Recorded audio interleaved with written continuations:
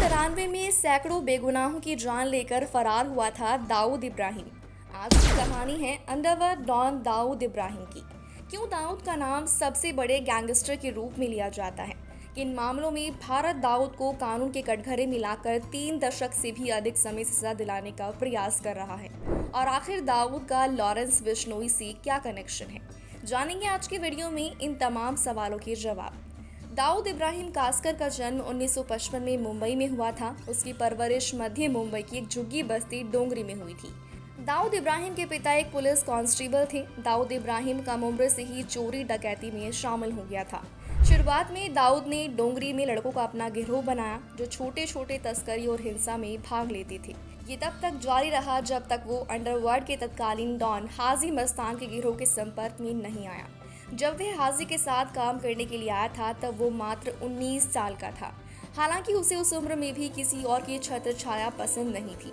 ऐसे में 1970 के दशक में उसने अपने भाई शब्बीर इब्राहिम कास्कर के साथ डी कंपनी की नींव रखी, जिसे दाऊद कंपनी के नाम से भी जाना जाता है। इसके बाद दाऊद ने ग्लैमर की दुनिया में कदम रखा। वो सट्टेबाजी, फिल्मों की फाइनेंसिंग और 2 नंबर के दूसरे धंधे करने लगा। इसके बाद Dawood high profile Bollywood celebrities और प्रोड्यूसर से पैसे की उगाही करने लगा।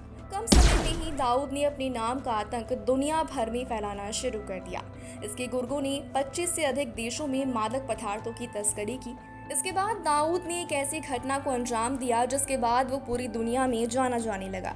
बात 1992 की है। दाऊद के गुर्गे 31 दिसंबर को डॉन की सालगिरह पर कई सारी पार्टियां आयोजित करते थे। हालांकि डॉन इन पार्टियों को ज्यादा अहमियत नहीं देता था। उस समय एक राजनीतिक घटनाक्रम हुआ जो कुछ समय से अंदर ही अंदर बड़े घटनाक्रम की शक्ल ले रहा था।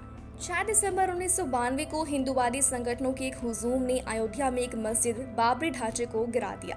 देश में तनाव का माहौल बन गया। ये मस्जिद 1853 से विवादों में थी। देश भर में दंगे भड़के। मुंबई की सड़कों पर भी हिंसक विरोध प्रदर्शन हुए। पाकिस्तान की आईएसआई ने बदला लेने का प्लान बनाया और अपने तमाम हाकिमों को काम पर लगा दिया।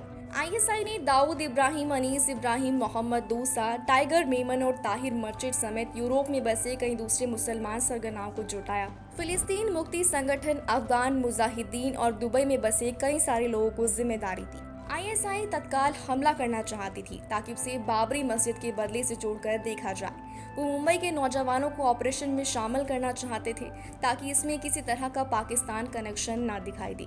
ऑपरेशन को लीड करने की जिम्मेदारी टाइगर मेमन और मोहम्मद दूसा को दी गई। मेमन जानता था कि वो दाऊद की सहमति के बिना इस ऑपरेशन को अंजाम नहीं दे पाएगा। नतीजन हड़बड़ी में कुछ और बैठकें बुलाई गई। बाद में दाऊद ने साधन मुहैया कराने के लिए टाइगर को अपनी रजामंदी दी थी। बाबरी मस्जिद ध्वस्त के ठीक 1 महीने बाद 3 हिंदुस्तानी युवाओं को हवाई जहाज से पाकिस्तान भेजा गया।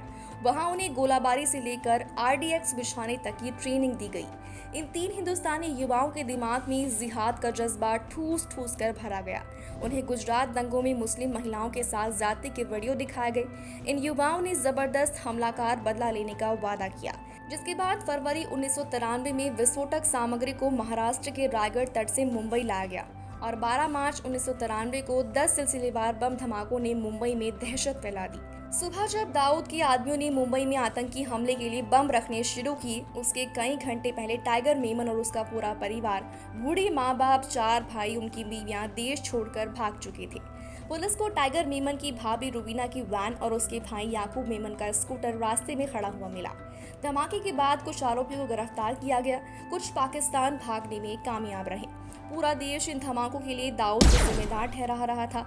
मुंबई को इस तरह घुटनों के बल गिराने की ताकत सिर्फ दाऊद में ही थी, जिसके बाद भारत सरकार ने दाऊद को दुबई से देश निकाला देने का शोर मचाया। यूएई सरकार पर दबाव डाला गया। कहते हैं कि उस समय यूएई के ताकतवर शेख भी उससे हिल गए थे।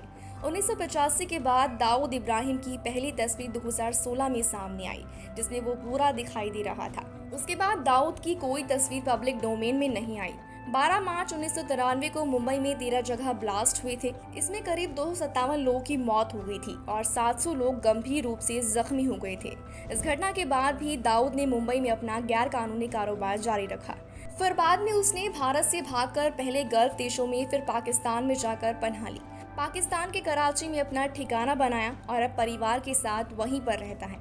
मीडिया रिपोर्ट्स के अनुसार दाऊद ने भारत छोड़ने के बाद भी पाकिस्तान में रहकर कई घटनाओं को अंजाम दिया। 1981 में अपने भाई शब्बीर इब्राहिम कास्कर की हत्या के बाद दाऊद अपने गुर्गों के जरिए टारगेट किलिंग भी कराने लगा।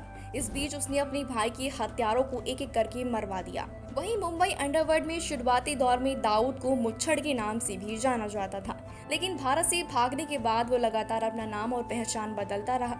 कहा जाता है कि हुलिया बदलने के लिए उसने कई बार अपने चेहरे की सर्जरी भी करवाई है। पाकिस्तान में बसा तो नाम बदल लिया। इसके अलावा कुछ लोग उसे डेविड या फिर भाई भी कहकर बुलाते हैं। भारत में मौजूद लोगों को जब वो फोन करता है तो हाजी साहब या फिर अमीर साहब के नाम से उसकी पहचान कराई जाती है। पाकिस्तान में उसके ठिकानों की हर एक हकीकत भारत के सामने आ चुकी है। जबकि दाऊद अपराध और उगाही का इंटरनेशनल नेटवर्क यानी कि डी कंपनी चलाता है। दाऊद का भाई अनीस इब्राहिम उसकी डी कंपनी को चलाने में मदद करता है। दाऊद का एक भाई इकबाल कास्कर मुंबई में अपनी वाइफ और 3 बच्चों के साथ रहता है। हालांकि आजकल दाऊद इब्राहिम लॉरेंस बिश्नोई की वजह से काफी चर्चा में है। क्यों? चलिए आपको बताते हैं।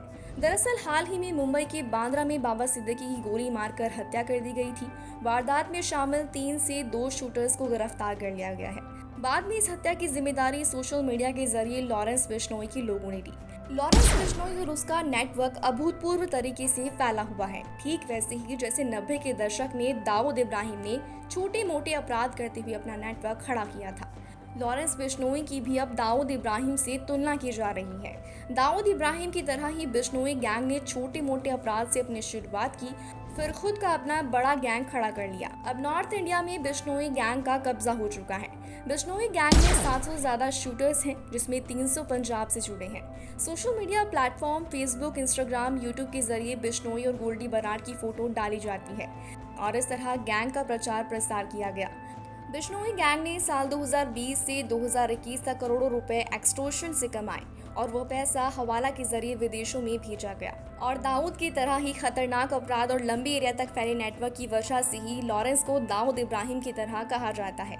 जिस तरह से फिलहाल लॉरेंस बिश्नोई एक खतरनाक गैंगस्टर बना हुआ है, इसी तरह एक समय पर दाऊद इब्राहिम का भी अपना दबदबा था। खूनी खेल के साथ साथ दाऊद ने दुनिया भर में ड्रग्स की तस्करी भी कराई। ड्रग्स से आए पैसों के जरिए वो अपनी महंगी लाइफस्टाइल जीता रहा और कहा जाता है कि इसी तरह वो पाकिस्तानी सुरक्षा एजेंसियों को भी फंड करता रहा। ऐसे में उसे पाकिस्तान में बिना परेशानी रहने की अनुमति मिलती रही और वो आज भी वहाँ महफूज है। तो ये थी दाऊद इब्राहिम की पूरी कहानी। कैसी लगी आपको? कमेंट बॉक्स में बताएं। हम फिर मिलेंगे नई वीडियो के साथ, तब तक के लिए शुक्रिया।